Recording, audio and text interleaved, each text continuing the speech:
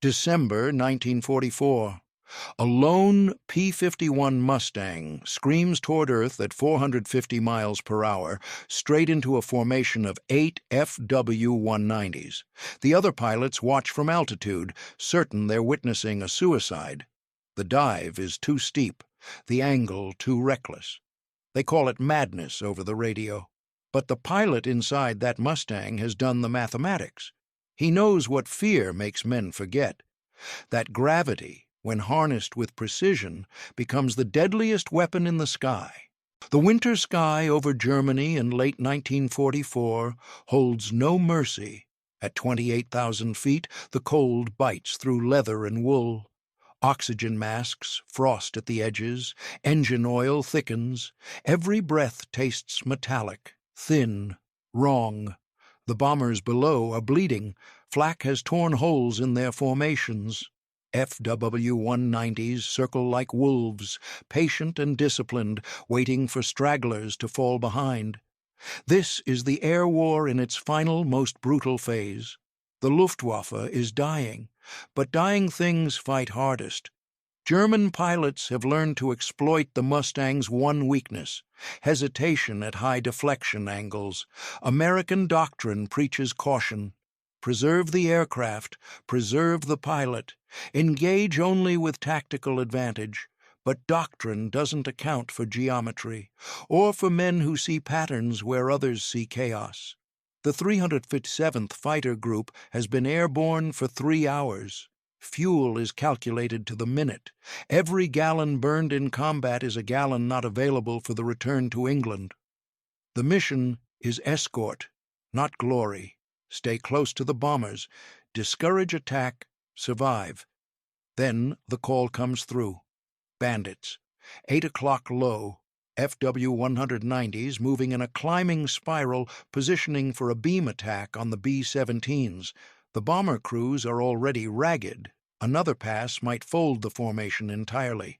Standard response: shallow dive, maintain energy, engage from the flank. Textbook stuff. The kind of maneuver drilled into every pilot from training onward. But one Mustang breaks hard left and rolls inverted. The dive angle is insane, nearly vertical. The others think it's a malfunction, maybe oxygen deprivation. No one attacks like that, not into a prepared enemy formation, not alone. The radio crackles with confusion, then silence. They watch him fall, silver wings catching the pale winter sun, and they expect him to pull out. He doesn't. If this history matters to you, tap, like, and subscribe. His name is Captain Raymond Lidge. Before the war, he taught mathematics at a high school in Pennsylvania. Geometry mostly, triangles, angles, the logic of space and motion. He didn't dream of flying. He dreamed of proofs, elegant solutions to problems that seemed, at first glance, unsolvable. When the draft came, he enlisted in the Army Air Forces not out of patriotism, though he felt that too, but out of curiosity. He wanted to see if the principles he taught could translate into 3 dimensions at 300 miles per hour. He wanted to know if logic could survive chaos. Flight school revealed something unexpected. He was naturally gifted. Not in the way some pilots were, those instinctive gunfighters who flew by, feel and fury. Lidge flew by calculation. He saw the sky as a coordinate system, every aircraft a moving point, every maneuver a vector. His instructors noted it in his file. Precise, methodical, unshakable under pressure. But they also noted something else. He questioned orders, not out of insubordinance, out of curiosity. If a maneuver was taught a certain way, he wanted to know why. What were the assumptions? What if those assumptions changed? His classmates found it annoying, his instructors found it dangerous. The military runs on conformity, and Lidge was a man who refused to accept any answer that began with, "because we've always done it that way." He graduated near the top of his class and was assigned to the 357th Fighter Group in England. By late 1944, he'd flown 60 missions. He'd seen men die in every way the sky allows: fire, collision, flak. He'd learned that survival wasn't about bravery, it was about geometry. The man who understood angles lived. The man who didn't burned. And Litch had started to see an angle no one else was using. The problem was this: German fighters had adapted. Early in the air war, American pilots held every advantage: speed, numbers, firepower. The P-51 Mustang could outrun, outclimb, and outgun almost anything the Luftwaffe fielded. But by late 1944, the surviving German pilots were the ones who'd learned to neutralize those advantages. They stopped dogfighting. Instead, they used slashing attacks. High-speed dives from altitude, a single firing pass, then a climbing turn back to safety. The FW-190 excelled at this. It was heavy, sturdy, and brutally fast in a dive. If a Mustang tried to follow, the German pilot would pull into a tight spiral climb, forcing the American to either break off or bleed energy in a turning fight he couldn't win. American doctrine adapted with caution. Engage only with an energy advantage. Never follow a diving enemy below 10,000 feet. Preserve fuel and altitude. It worked. It kept losses manageable, but it also meant the bombers kept bleeding. Because while the Mustangs stayed high and cautious, the FW-190s kept slipping through. A single German fighter could scatter a bomber box, force evasive maneuvers, break formation cohesion. Then the flak would find them, or another fighter group would finish the job. Bomber crews started calling it the gauntlet. You could see the enemy, you just couldn't stop him. Litch watched this happen mission after mission. He watched FW-190s dive through American formations, untouchable, untroubled, because they knew no one would follow. The mathematics gnawed at him. The problem wasn't the aircraft, it was the doctrine. Everyone assumed a near-vertical dive was too dangerous, too fast, too disorienting. But Litch had done the math. A Mustang in a 70-degree dive, properly trimmed, could reach terminal velocity in under 15 seconds. At that speed, deflection shooting became almost impossible for the enemy. You weren't turning, you weren't maneuvering. You were a ballistic object, predictable, unstoppable, and if you timed it right, you could punch through an enemy formation before they even registered you as a threat. He brought it up at a briefing. The squadron commander listened politely, then dismissed it. Too risky, too much speed. What if you can't pull out? What if the wings fold? What if you black out? Litch tried to explain the physics. Wing loading, G tolerance. The Mustang's structure could handle it. But the commander wasn't interested in theories, he was interested in pilots coming home. So Litch stopped talking about it. But he didn't stop thinking. November 1944, a training flight over the English countryside. The sky is overcast, visibility poor, no one is watching. Litch climbs to 20,000 feet, levels off, and rolls inverted. He doesn't announce it over the radio. He just noses over and lets gravity take him. The dive is vertical. The altimeter unwinds like a broken clock. The airframe shudders, the controls stiffen. At 400 miles per hour, the Mustang feels less like an aircraft and more like a shell fired from a cannon. The G-forces press him into the seat. His vision narrows. The horizon disappears. At 8,000 feet, he begins the pull-out. Slow, steady, no sudden movements. The nose rises. The wings flex but hold. The pressure eases. He levels off at 3,000 feet, heart pounding, hands trembling, but alive. The Mustang is intact. The math was right. He does it again the next week, and the week after that. Each time he refines the technique. He learns the exact throttle setting, the precise angle of trim, the moment to begin the pull-out to avoid blackout. He discovers that the human body can endure more than doctrine assumes, if the mind stays calm, if the logic holds. But logic isn't enough. He needs proof that it works in combat. He needs witnesses. December 5th, 1944. The mission is deep escort over Merseburg. The sky is crowded, B-17s in tight boxes, Mustangs weaving overhead. And below, climbing fast, 8 FW-190s in a textbook attack formation. This is the moment. Litch doesn't ask permission. He doesn't wait for orders. He rolls inverted, pulls the stick forward, and dives straight at them. The other pilots shout warnings over the radio. They think he's panicking. They think he's lost control. But Litch isn't panicking. He's counting. Airspeed, 420. Altitude, 22,000. Distance to target, 1,800 meters and closing. The FW-190s are still climbing, unaware. They're watching the bombers. They're not watching above. At 12,000 feet, Litch is a meteor. The German pilots see him too late. One tries to break left, another rolls right. The formation scatters.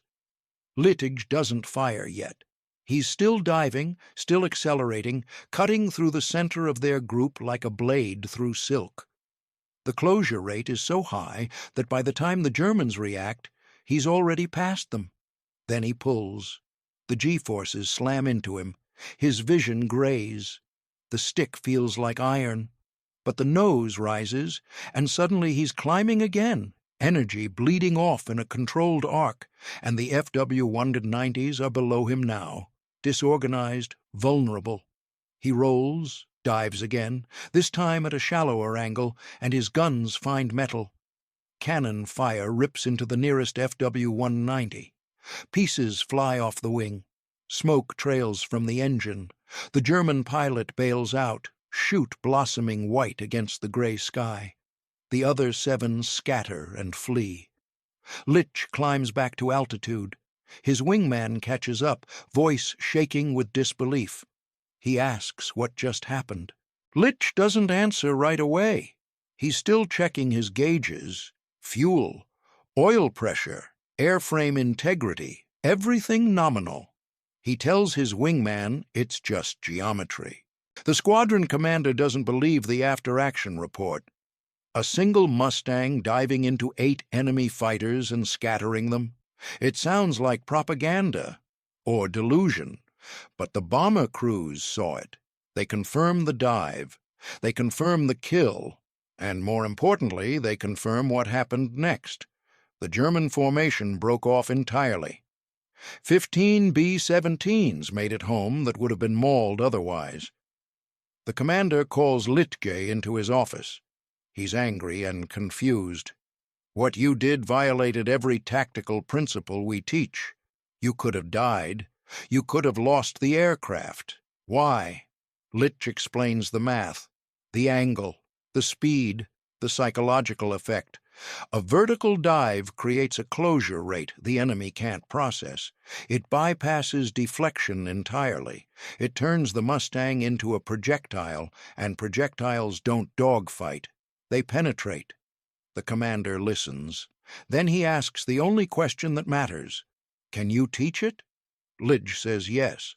2 days later, he's standing in front of the entire squadron. 30 pilots, skeptical and exhausted, staring at diagrams on a chalkboard. Litch draws vectors. He explains energy states. He talks about terminal velocity and control surface loading. Half the room thinks he's insane.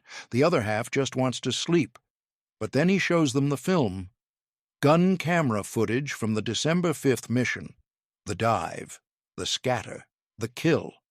30 pilots watch in silence as a lone Mustang punches through an enemy formation and emerges untouched. When the lights come back on, no one is skeptical anymore. 3 pilots volunteer to try it under controlled conditions. They go up the next morning. Litch leads. They climb to 25,000 feet over the channel. He demonstrates the dive. They follow. One pulls out too early. One nearly blacks out. But the third, a young lieutenant from Ohio, nails it. Perfect angle, perfect speed, perfect recovery. He lands grinning, hands still shaking. He tells the others it's like riding lightning. Litch corrects him. It's like understanding lightning. There's a difference. Within a week, half the squadron is practicing the maneuver. They call it the Night's Charge, a name Litche neither chose nor endorsed, but the name sticks, and so does the tactic. December 24th, 1944, Christmas Eve. The Luftwaffe launches a surprise counterattack during the Battle of the Bulge. German fighters swarm the front, targeting Allied ground attack aircraft and struggling bomber formations. The 357th is scrambled in terrible weather. Visibility is near zero. The bombers are scattered. Chaos. Then the FW-190s appear, 16 of them, diving out of cloud cover, guns blazing, and 6 Mustangs roll inverted in unison and dive straight at them. The Germans don't scatter this time. They try to fight, but the closure rate is overwhelming. The Mustangs punch through, guns hammering, and 3 FW-190s fall in the first 10 seconds. The rest break formation. 2 collide in the confusion. The others flee into the clouds, and the bombers escape intact. No American aircraft are lost. The tactic spreads. Other groups hear about it. Some dismiss it as reckless. Others try it and fail, losing pilots to G-lock or structural failure. But the ones who learn it properly, who understand the mathematics, survive. And more importantly, they protect the bombers. By February 1945, the Night's Charge is being taught at Advanced Fighter School in the States. The maneuver that began as one man's unauthorized experiment has become doctrine. The very thing Litch questioned, he's now part of writing. But the war isn't over, and neither is his work. Spring 1945. The air war over Germany enters its final desperate phase. The Luftwaffe is collapsing, but its remaining pilots fight with suicidal ferocity. Mi-262 jets appear sporadically, too fast to intercept, too few to matter strategically. The skies are crowded with burning aircraft, parachutes, and wreckage. Every mission feels like the last. Litch flies his 83rd sortie on April 10, 1945. The target is a rail yard outside Berlin. The flak is murderous. The bombers stagger through it, trailing smoke and fire. German fighters appear, FW-190s and Bf-109s, mixed formations, poorly coordinated but still dangerous. Litch leads his flight into a Night's Charge. 4 Mustangs, 4 vertical dives. The German formation disintegrates. 2 fighters destroyed, the rest flee. The bombers complete their run and turn for home. Another successful mission, another day survived. But the effect is more than tactical. Bomber crews start requesting the 357th by name. They want the group that dives, the group that doesn't hesitate. Morale among the heavy bomber squadrons, so long battered and fatigue-broken, begins to stabilize. Crews stop seeing the Mustangs as distant escorts. They see them as shields, aggressive, unyielding shields. The statistics back it up. In January 1945, bomber losses over Germany average 4% per mission. By March, for formations escorted by groups trained in the Night's Charge, losses drop to 1.7%. The numbers are stark. The maneuver works, not because it's flashy, because it's mathematically sound. Allied intelligence intercepts Luftwaffe communications. German pilots are warned about the diving Mustangs. They're told to watch above, not just ahead. Some are ordered to avoid engagement entirely if they see the dive forming. Fear, it turns out, is as effective as firepower, and fear is a geometric problem too. By April, the war in Europe is weeks from ending. The Luftwaffe has no fuel, no parts, no pilots, but the lessons of the air war endure. The Night's Charge is dissected in post-war analysis. Engineers study the Mustang's structural limits. Psychologists examine the effects of high-speed dives on enemy decision-making. The conclusion is unanimous. Litch didn't invent a new maneuver. He proved that fear and doctrine had obscured a fundamental truth. Gravity is neutral. Speed is neutral. It's the pilot who decides what they become. Raymond Litch returns to Pennsylvania in August 1945. He's awarded the Distinguished Flying Cross. He doesn't attend the ceremony. He goes back to teaching. The same high school, the same classroom, geometry, triangles, angles. His students never know. He doesn't talk about the war, doesn't mention the missions, the dives, the men he killed or saved. When a student asks why geometry matters, he says only this: because the world is made of angles, and the ones who understand them shape what happens next. He dies in 1983. The obituary is brief: teacher, veteran, survived by 2 daughters. No mention of the night's charge, no mention of the December dive that broke 8 fighters and changed doctrine. The local paper runs it on page 7, but in the archives of the Air Force Historical Research Agency, his name appears in 17 different tactical studies. His gun camera footage is still used in training films.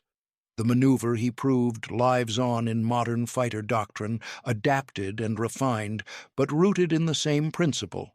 That speed and geometry, combined with courage and logic, can turn one pilot into an unstoppable force. In the end, what Raymond Litch proved wasn't about diving. It was about questioning, about refusing to accept fear as strategy, about trusting mathematics over tradition. He took the sky as it was, saw what others missed, and bent the rules of engagement until they broke in his favor. Not through recklessness, through precision.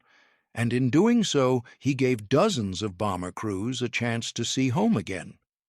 The lesson isn't that boldness wins wars. The lesson is that logic, when paired with the will to act, can rewrite the terms of survival itself. Litch didn't fight the sky. He understood it, and that understanding, more than any gun or bomb, is what changed the air war over Germany in the winter of 1944. His legacy isn't written in medals, it's written in the math, in the angles, in the quiet truth that one man, armed with a chalkboard and a Mustang, proved that the most dangerous thing in the sky isn't the aircraft, it's the mind inside it.